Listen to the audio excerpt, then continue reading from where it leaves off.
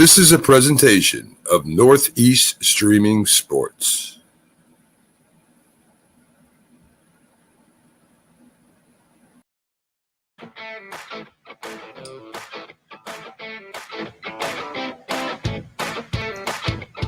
Hey guys, Keith Engel for TGI Sports Talk and the Northeast Streaming Sports Network. How are you guys today? Hopefully we've got some better volume and you've heard my intro music. We had some technical problems yesterday.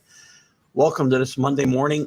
Sorry I'm not in my normal studio, but our recaps will probably be a bit on the run. So we're going to recap each week the Patriots game for you. Starting with yesterday's week 1 Patriots-Dolphins matchup. A lot of anticipation, obviously. Mac Jones starting his first NFL game. Tua, obviously, kind of starting his first regular season opening day. And some intriguing matchups. The matchup that intrigued me most going into this was Belichick against Tua. Tua played pretty well, played efficiently, nothing great. His stats, 16 to 27, 202 yards, touchdown, interception. Efficient enough to win games, but I don't think it was anything outstanding.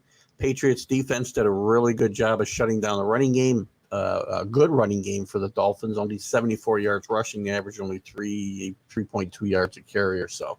It did have one touchdown.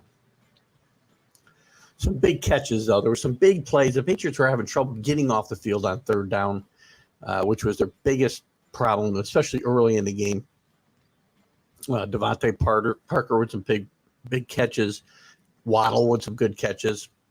After up and down training camp for Waddle, it was a good debut for him. And the Patriots, on the Patriots side of the ball, well, the defense, first of all, the defense will get better. The defense of the Patriots has always been a bend but don't break. They'll lead the league in large yards given up and to be at the top of the league in least points scored many, many years. Not last year, but that is a Bill Belichick trademark. Control the line of scrimmage, which I think they did pretty well yesterday. They could have got more pressure on Tua yesterday. I'm not sure that they had any sacks, to be honest with you. Let me look quickly.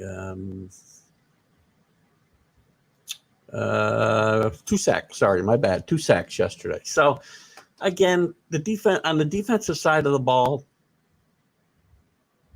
efficient. They only gave up 17 points. They could have won this game easily without some problems on offense with turnovers. Because I think the offense played pretty well. They ran the ball, which I thought that they would. They ran the ball fairly effectively. Damian Myers had 100 yards rushing. The team had 125, average over 4 yards a carry. 2 big turnovers, though, by Harris and the rookie Ramondre Stevenson, who we never saw again, which is not unusual for a Bill Belichick team. You make a mistake of that magnitude, and you're just not going to see the field again, especially as a rookie. This is just Bill Belichick's MO. It was good to see James White back as a really big part of that offensive scheme. He had 6 catches yesterday, ran a ball a few times, had a couple big first downs. Nelson Aguilar was not expected to play, did play. And really contributed pretty well with 5 catches and 72 yards and a touchdown. I was impressed with his play yesterday. Very important to the Patriots going forward that they have him healthy, because he's really the only the threat that they have to stretch the field and open it up for the James Whites and the tight ends, who played very, very well yesterday. And I think they had a combined 8 catches yesterday for about 80 yards, close to 75, 80 yards. Juno Smith had the bulk of the work there with 5 catches and 42 yards, but I was very impressed with both of them. Jacoby Myers continued off of his strong season last year and had 6 catches, not for a lot of yards, but again, an important. They weren't asking Mac Jones to throw the ball downfield, especially early in the game. Now, I was surprised and impressed, by the way, with Mac Jones' presence. First series, Mac Jones had a tough time. He got rushed. He got a little flustered, which I've talked about how the fact he doesn't get flustered.